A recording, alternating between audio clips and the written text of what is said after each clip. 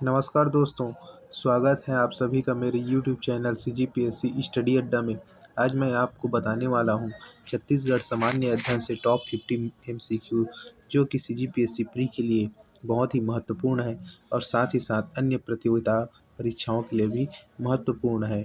तो दोस्तों, इस वीडियो को आप अंत तक ज़रूर देखें और जितना हो सके इस वीडियो को शेयर करें और लाइक करें दोस्तों। और जो भी दोस्त नए हैं प्लीज़ चैनल को सब्सक्राइब करिए।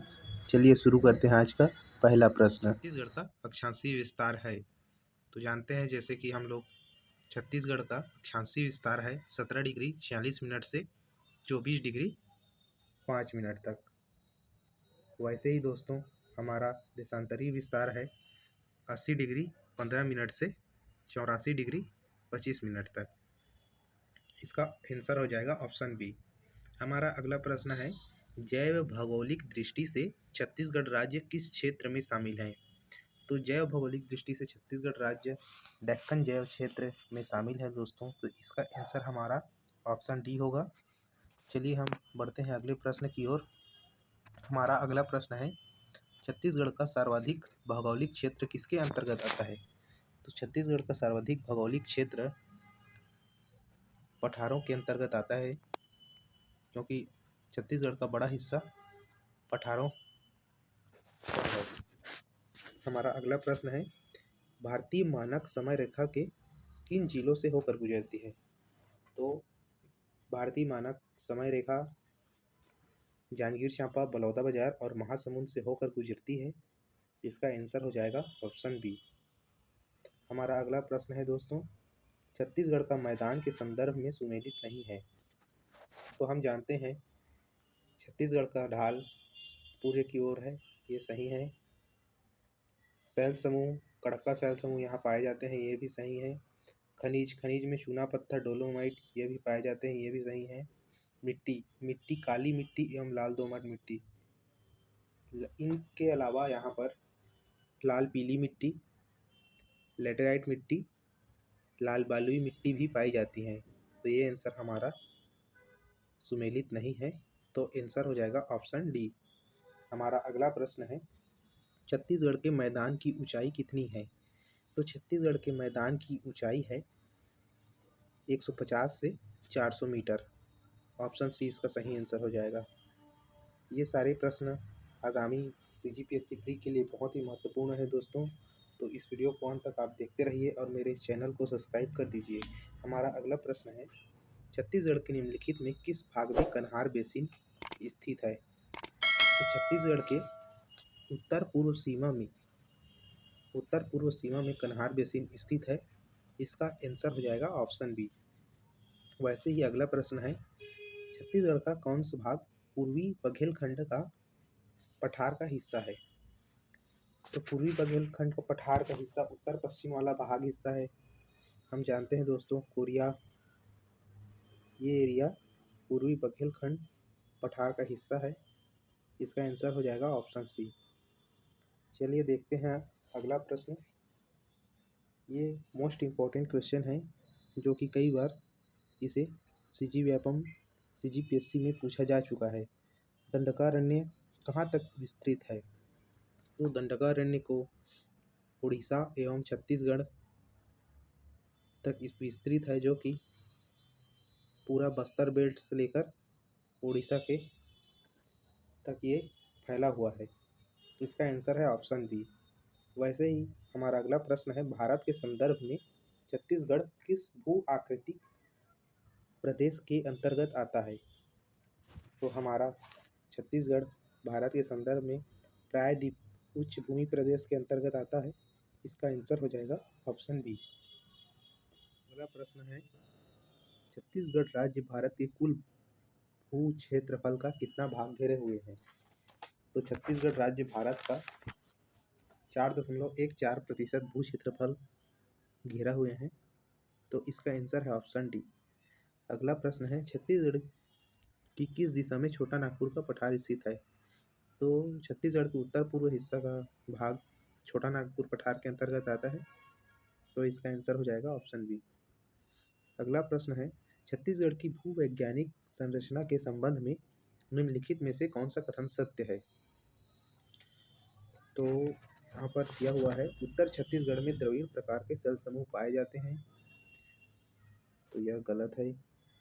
छत्तीसगढ़ के अधिकांश भाग में आर्कियन सेल समूह विद्यमान है, ये सही है। वैसे ही और दोनों ऑप्शन देख लेते हैं।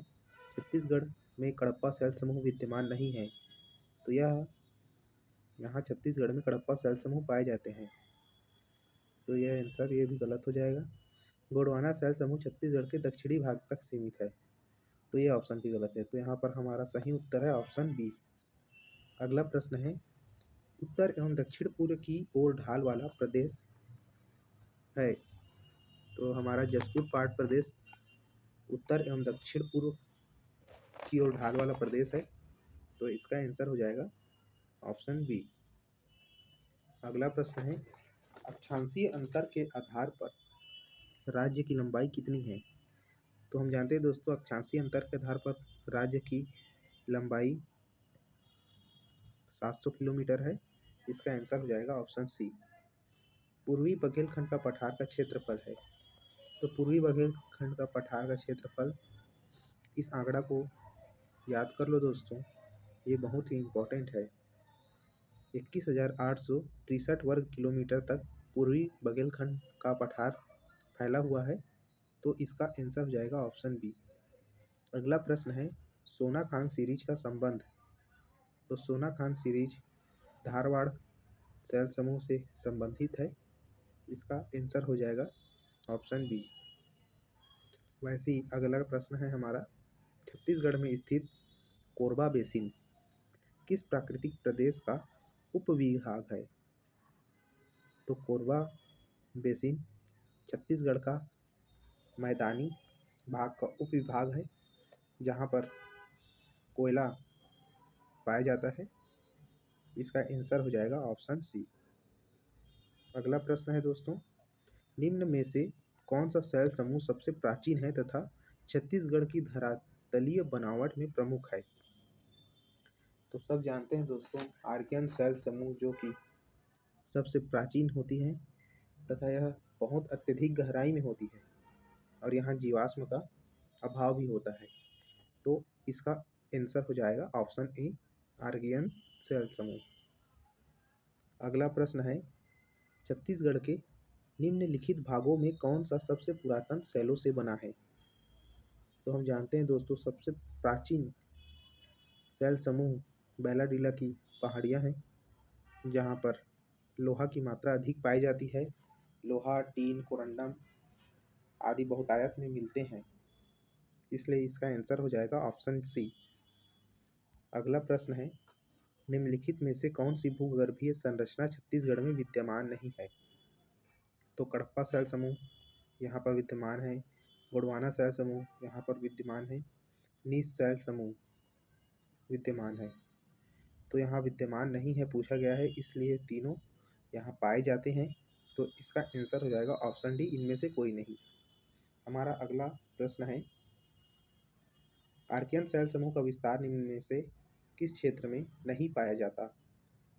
तो आर्कियन सेल समूह का विस्तार बगीचा क्षेत्र में भी पाया जाता है, कोंडा क्षेत्र में भी पाया जाता है, कुरुद क्षेत्र में भी पाया जाता है, तो यहाँ पर दिया गया है उपरोक्त में से कोई नहीं, जबकि यहाँ तीनों क्षेत्र में आर्कियन सेल समूह का विस्तार पाया जाता है, इसलिए इसका आंसर हो जाएगा ऑप्शन डी। अगला प्रश्न देखते हैं दोस्तों, छत्तीसगढ़ के मैदान में पाई जाने वाली लाल पीली मिट्टी का निर्माण हुआ है, तो लाल पीली मिट्टी का निर्माण गोंडवाना सेल समूह से ही होता है दोस्तों, इसका आंसर ऑप्शन ए हो जाएगा। निम्न में से कहाँ कन्हार मिट्टी का विस्तार नहीं है?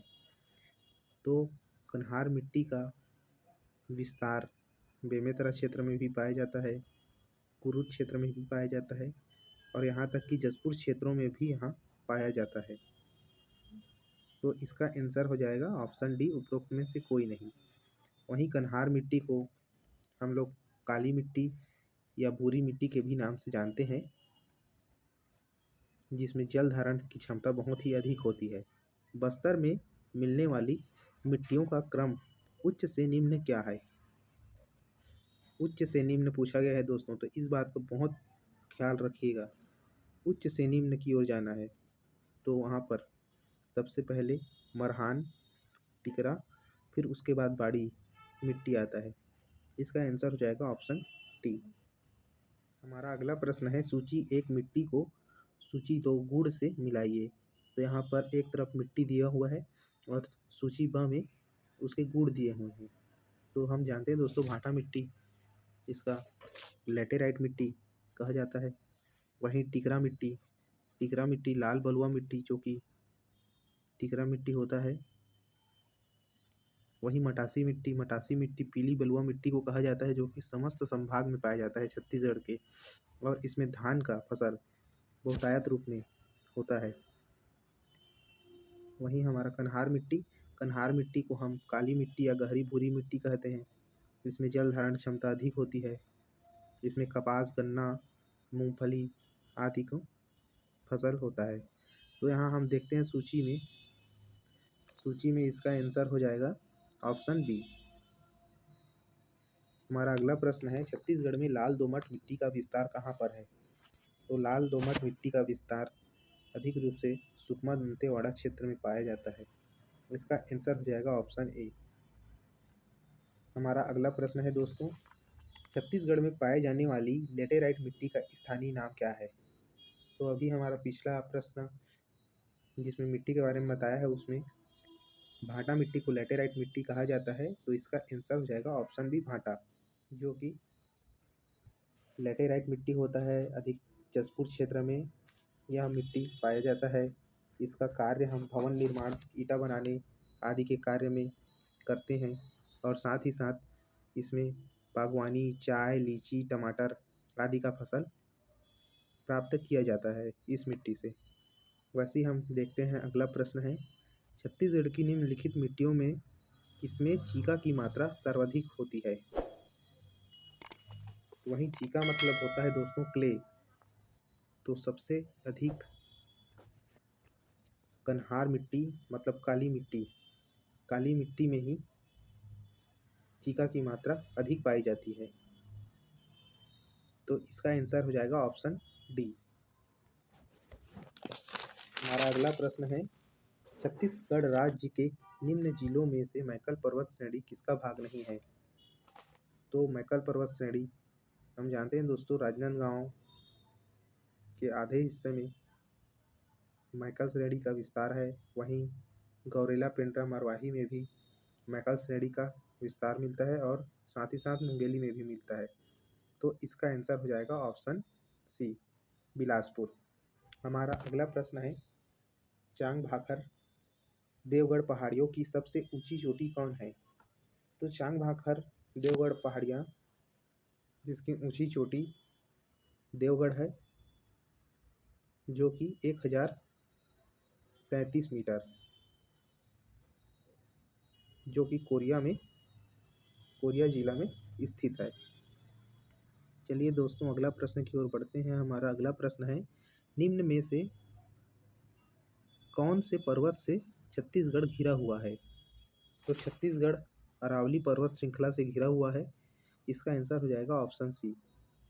साथ ही साथ हमारा अगला प्रश्न है, दल्ली राजहरा की पहाड़ियाँ किस में आती है? तो राजहरा की पहाड़ियाँ दुर्ग उच्च भूमि के अंतर्गत आती है। इसका आंसर हो जाएगा ऑप्शन बी। अगला प्रश्न है दोस्तों, पहाड़ी से रिलेटेड ये बहुत ही इम्पोर्टेंट चैप्टर होता है, जिसमें पहाड़ी की ऊंचाई CGPSC बहुत बार पूछा है कि कौन से पहाड़ी का चोटी सबसे ऊंचा होता है, कौन से पहाड़ी का चोटी सबसे छोटा होता है। वहीं यहाँ देखते हैं पलमा चोटी कहाँ स्थित है। तो पलमा चोटी। अगला प्रश्न है दोस्तों, पहाड़ियाँ एवं जिला के संदर्भ में कौन सा जोड़ा सुमेलित नहीं है? तो यहाँ देखते हैं छाता पहाड़ बलौदाबाजार तो बिल्कुल सही है। बदरगढ़ कोरिया जिला, जबकि ये पूरा गलत है। बदरगढ़ कवर्धा के मैकल श्रेणी में स्थित है, जिसकी ऊंचाई 1176 मीटर है। वहीं धारी डोंगरी महासमुंद, जिसे शिशुपाल पर्वत के नाम से भी जाना जाता है, जिसकी ऊंचाई 899 मीटर है। वहीं दल्हा पहाड़ जांजगीर, ये भी बिल्कुल सही है, जो कि अकलतरा जांजगीर में है। ये 760 मीटर दल्हा पहाड़ की ऊंचाई है। यहाँ प्रतिवर्ष नाग पंचमी में मेला आयोजित होता है। तो इसका आंसर हो जाएगा हमारा ऑप्शन बी, बदरगढ़, क्योंकि यह सुमेलित नहीं है। हमारा अगला प्रश्न है, निम्न में से कौन सा पहाड़ राजनांदगांव जिले में है? तो राजनांदगांव में कुलवारी पहाड़ या कलवारी पहाड़ स्थित है। ऑप्शन सी इसका सही हो जाएगा। हमारा अगला प्रश्न है, केशकाल घाटी निम्नलिखित में से किस जिले में स्थित है? तो केशकाल घाटी कोंडागांव जिले में स्थित है दोस्तों। हमारा ऑप्शन बी इसका सही उत्तर हो जाएगा। अगला प्रश्न है, मैकल श्रेणियां निम्नलिखित में से किस पर्वत का भाग है? तो मैकल श्रेणी सतपुड़ा पर्वत का एक भाग है, जो कि छत्तीसगढ़ के राजनांदगांव कवर्धा हिस्से में इसका विस्तार मिलता है। इसका आंसर हो जाएगा ऑप्शन ए। हमारा अगला प्रश्न है, अबुझमाड़ के संदर्भ में निम्न में से असत्य है?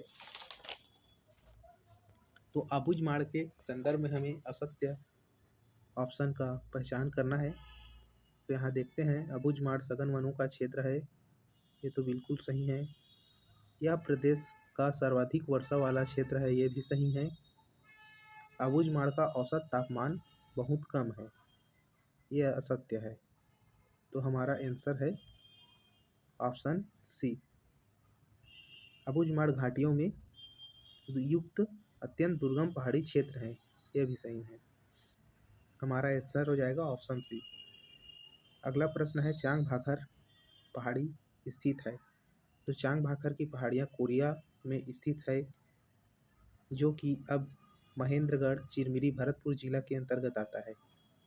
वैसे ही हमारा अगला प्रश्न है दोस्तों, कौन सी नदी सामरी पाट को दो भाग में बांटती है? तो सामरी पाट को कन्हार नदी, जो कि दो भाग में पाट बांटती है। आंसर इसका ऑप्शन सी हो जाएगा। वहीं कन्हार नदी का उद्गम कुड़िया पठार जसपुर में है, जिसकी लंबाई 115 किलोमीटर है। यहीं इसी नदी पर जलप्रपात कोटली जलप्रपात स्थित है, और यही नदी झारखंड व छत्तीसगढ़ की सीमा भी बनाती है। चलिए दोस्तों, हमारा अगला प्रश्न है, लहसुन पाट कहाँ है? तो लहसुन पाट बलरामपुर जिले में स्थित है। इसका आंसर हो जाएगा ऑप्शन डी। हमारा अगला प्रश्न है, सामरी पाट की समुद्र तल से ऊंचाई है? तो सामरी पाट समुद्र तल से 700 से 1250 मीटर तक की ऊंचाई में है। इसका आंसर हो जाएगा ऑप्शन बी। पूरे अंत तक बने रहिए। हमारा अगला प्रश्न है, छत्तीसगढ़ का सबसे बड़ा पाट कौन सा है? तो छत्तीसगढ़ का सबसे बड़ा पाट जसपुर पाट है। जसपुर पाट के अंतर्गत लोरो घाटी बहुत फेमस है, जिसे फूलों के लिए भी यह घाटी प्रसिद्ध है। इसका आंसर हो जाएगा ऑप्शन बी। हमारा अगला प्रश्न है, छत्तीसगढ़ में सबसे गर्म महीना कौन सा है? तो छत्तीसगढ़ में सबसे गर्म महीना मई का महीना होता है। यहाँ पर छत्तीसगढ़ का तापमान भी उस समय सर्वाधिक होता है, और साथ ही साथ इस महीने में गर्म हवा लू भी चलती है। तो इसका आंसर हो जाएगा ऑप्शन सी। हमारा अगला प्रश्न है, छत्तीसगढ़ में वार्षिक वर्षा के वितरण के संबंध में निम्न में से कौन सा कथन सत्य नहीं है? कौन सा कथन सत्य नहीं है, मतलब हमें असत्य कथन की पहचान करना है। यहाँ पर देखते हैं, अधिकतम वर्षा जसपुर, उत्तर रायगढ़ तथा दंतेवाड़ा जिला में होता है। तो इसका आंसर हो जाएगा ऑप्शन डी। बस्तर, चांपा, दुर्ग, राजनांदगांव जिलों में अल्प वर्षा होती है। हमारा अगला प्रश्न है, छत्तीसगढ़ की जलवायु सामान्यतः कैसी है? तो छत्तीसगढ़ की जलवायु मानसून आधारित होती है। इसका आंसर हो जाएगा ऑप्शन बी। हमारा अगला प्रश्न है दोस्तों, छत्तीसगढ़ क्षेत्र में शीतकालीन वर्षा मुख्यतः निम्नलिखित किससे होती है? तो छत्तीसगढ़ में शीतकालीन वर्षा पश्चिमी विक्षोभ से होती है। तो इसका आंसर हो जाएगा ऑप्शन डी। हमारा अंतिम प्रश्न है, छत्तीसगढ़ के तापमान की निम्न विशेषताएं क्या हैं? तो यहाँ पर देखते हैं, छत्तीसगढ़ की तापमान में ऑप्शन दिया हुआ है, उष्णकटिबंधीय मानसून ये तो सही है। शुष्क मानसून ये गलत है। शुष्क उपाद्र ये भी सही है। वहीं उत्तरी शीत ये गलत है। तो ऑप्शन अ एवं स इसका आंसर हो जाएगा। तो इसका आंसर ऑप्शन सी सही है।